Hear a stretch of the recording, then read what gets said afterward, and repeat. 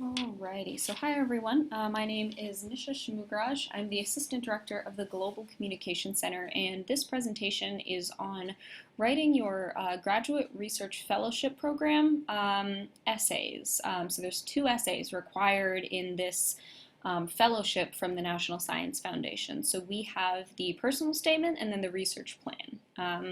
So I know that Susan Finger gave an amazing presentation last week, and that really talked about the big picture of this fellowship, of the NSF and their priorities. I'm going to assume that everyone's gone to that workshop, and so this workshop really focuses on the 2 essays rather than this fellowship and the NSF in general. So if you guys do need more information, I would suggest looking at the slides from Susan Finger's workshop. But just as a brief kind of introduction here, so this fellowship really prestigious, and it offers amazing support. So it offers money, prestige, research opportunities, a lot of money actually, and it's offering those to recipients who are really going to be leading innovative research and teaching. So you'll notice if you look at the NSF's and the priorities of the NSF and how the NSF talks about this fellowship, they are really focusing on big picture things. So whether it's something like the economic well-being of society or the nation's technological infrastructure, national security, they really are focused on researchers who are not only going to be doing this innovative research and teaching, but also really changing the world and changing our country. So really focusing on American society and the big picture elements associated with that. So these 2 words, if you did see Susan Finger's workshop, these shouldn't be new to you, but broadly the fellowship is judged on 2 criterion. So we have intellectual merit and broad impact. So unpacking these a little bit, any guesses? Take a moment and think about what intellectual merit means to you. And of course they define it as the potential to advance knowledge, but how do you guys think about that? So the way I think about intellectual merit is really just, do you have the talent, the brains, and the motivation, whatever it takes to stick with doing this research? Do you have the intellectual abilities, whether those are mental perseverance or literally intellectual, so the hard technical skills to be able to back up whatever you're doing? In addition, broad impact. So this is something really unique of the NSF, and whether you're applying now for a research fellowship for grad school or later on for a grant, broad impact is definitely something that they continue to emphasize. So this is kind of self-explanatory, but it really is the potential to benefit society. Big picture. Again, if you think about the previous slide, what we were talking about, how is the work you're doing going to impact society at large?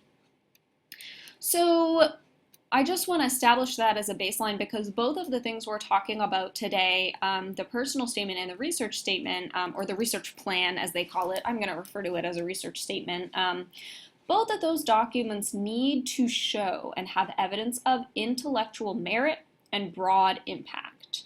So I want us to return to these 2 themes at multiple points during the workshop today. But just as a broad overview, the personal statement is really focused on you.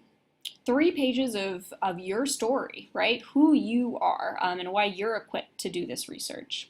The research statement, as you can kind of tell, is 2 pages, and it's more focused on the actual research that you're doing rather than you. So you can see how these 2 documents kind of fit together and work off of each other as well to sort of leverage each other. So that's just a broad overview, but really what I want to do in our agenda today is I want to talk about 3 pitfalls that people often stumble upon in the personal statement, and 1 main pitfall that people stumble upon in the research statement. Then lastly, I want to tell you guys a little bit more about the Global Communication Center and the free consulting we can offer you.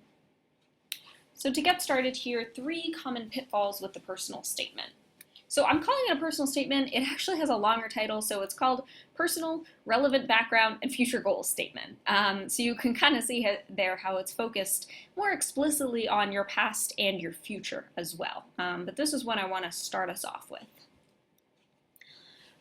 So Susan Finger has a funny way of explaining this. She calls it a geeky autobiography of your brain.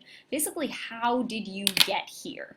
And also, where do you envision going in the future, of course, as you can see. But I like to think of this personal statement as being like kind of not a full autobiography, because we want to stay focused, remember, on how you're equipped to handle this research, but really, what were the motivating factors that led you from A to B to C?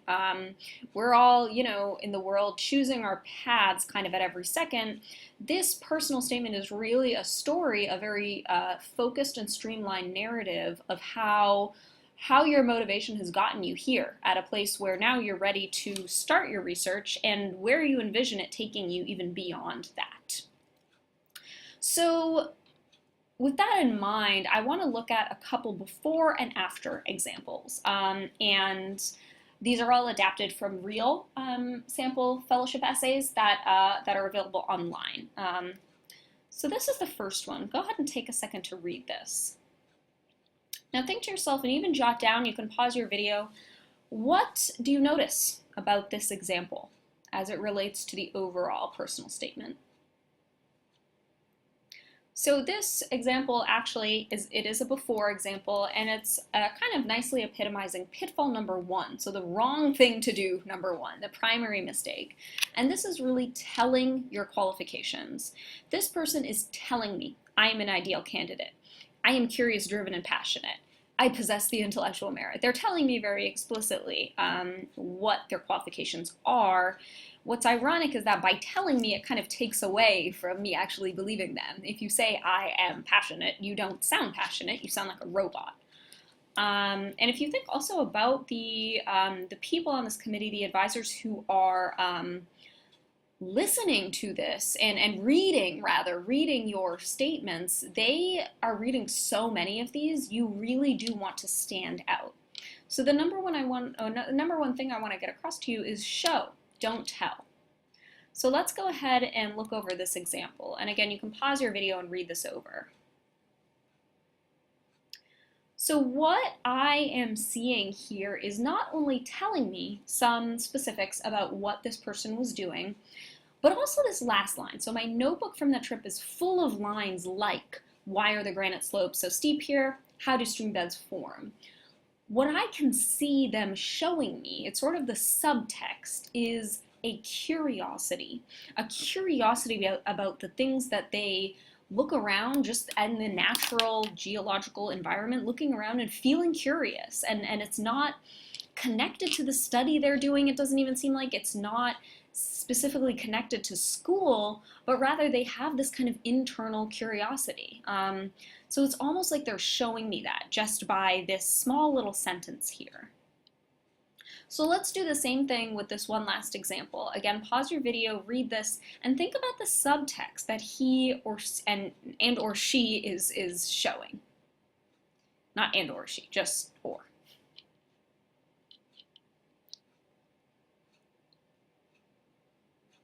So what I am seeing, I'm seeing a number of different things here. I'm seeing definitely a commitment and a passion for the brain. And they do tell me this passion explicitly, but also they're showing me by this first sentence, they find it difficult to think about anything that's not affected by this passion. So this next part is interesting because it actually points to a failure, a weakness they had. Failed to secure a lab position. But this to me speaks more to a positive. So they persisted. That persistence paid off. They also kind of give the invitation reflected this professor's interest in mentoring underrepresented minorities in science. So because they are an underrepresented minority, that makes me wonder, is there, that seems weird to say. No, never mind. All right, this is officially not a real video. Hi, tutors. Okay, anyways. So other things that this example is showing me, persistence. So even though they failed to secure the lab position, they persisted, and that persistence paid off. And they also say towards the bottom, this is unexplored territory for me as a first-generation immigrant, and I needed that guidance in the academic world. So they also provide a little bit of context for that failure, as it were. But it also really shows for me this sort of foundational experience that gave them the fundamental skills they needed and the motivation. So for me, I guess the three main things is this person seems sure that this is what they want to do because they persisted in the face of challenges. They didn't just give up. That also kind of shows me this person is going to persevere. If I was working with this person or thinking about working in a research lab with this person, I feel more assured that if we are doing something in the research, it's a long haul, we're not getting anywhere, this person's going to persevere and stay with me. And lastly, also because of their passion that they show in that first bit. So I'm really getting a committed individual who's not afraid to own up to their weaknesses as well. So that's the first main thing here, show, don't tell. So that's the number one thing I want people to walk away from this workshop with. Number two, go ahead and read over this example. So again, think to yourself, you can pause your video and think about what you're noticing about this example. What I'm noticing about this example is that this is the second pitfall that I often see in other personal statements. I often see it in cover letters. People are just listing their experiences and their accomplishments. So even though you aren't submitting a resume, I know the NSF application, basically every question they ask you is getting at a resume. They ask you about your transcripts, awards, whatever. So this person really isn't adding anything new to what I already know about their academic background. And it's really boring, right? It's like listing. I worked in an astrophysics lab. Then I switched my major. Just a little error there. Okay. So it's really not, I'm not getting any sense of this person's personality, right? I'm not getting any sense of who they are as a person, or why they're interested in this, why they went from this one experience to the other.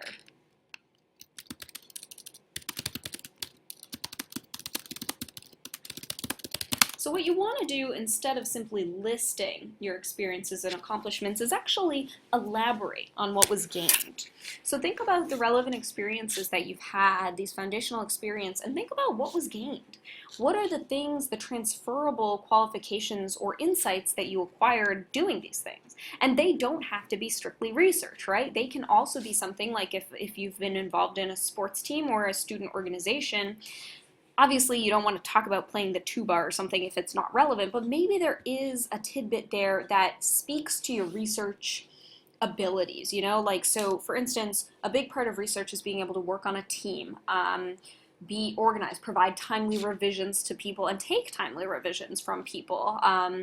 Perhaps some of your previous experiences working on a team show that you have the potential to excel working on a research team, even if you weren't actually doing research. So this is a way of saying, not just listing, but rather saying, what was the experience, and most importantly, what did I gain? What did I gain, and how does that demonstrate my potential as an NSF scholar? So let's look at an example of that.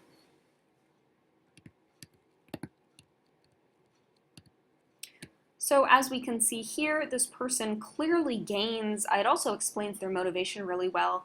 It seems like their physics experience,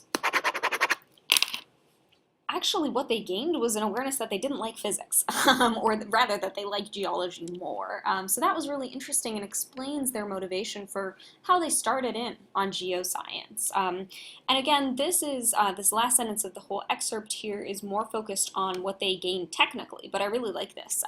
Introduce me to these two things, which I'm assuming are skills that they are going to need in their actual research proposal. So this is a great, they could even add, this project introduced me to fluid dynamics simulations and to MATLAB, two core skills needed to execute my research proposal. So that would also be a nice explicit kind of marriage of the two essays.